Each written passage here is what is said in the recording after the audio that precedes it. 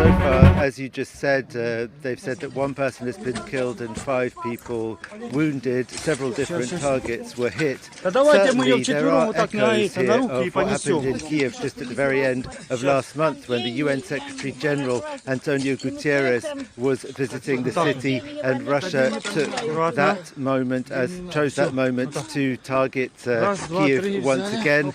There certainly seems to be some kind of symbolic intention in targeting Odessa just at the moment when Charles Michel was visiting the city. But we don't really know what exactly the targets were intended to be. A warehouse, a shopping mall, and also a hotel were reportedly hit.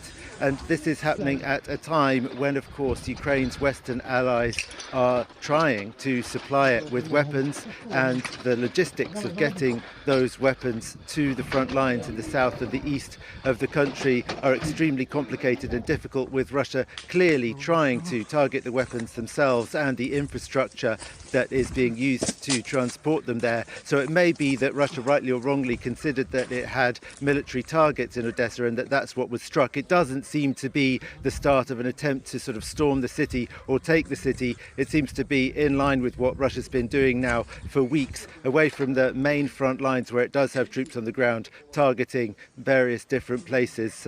And we can only speculate about what the logic is really behind exactly why a particular place is targeted on a particular day.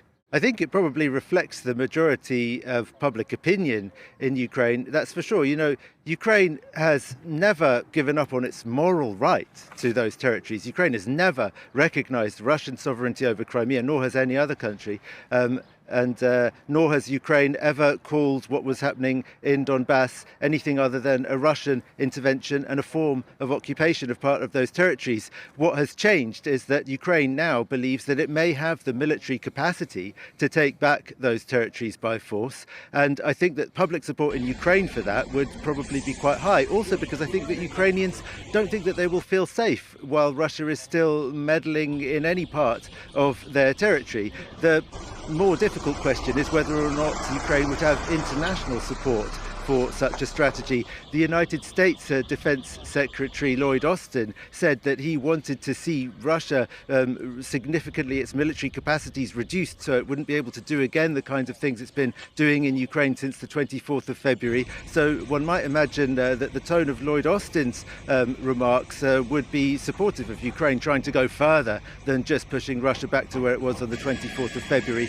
European leaders, though, might be a bit more circumspect. We've had Emmanuel Macron, the French president, saying that he doesn't think Russia should be humiliated. So, of course, what Ukraine can do will, of course, continue to be dependent to quite a large degree on how much international support it has. And Dmytro Kuleba did say that Ukraine would continue to be open to negotiations, and that there may be some compromises that would have to be made in order to stop huge amounts of bloodshed.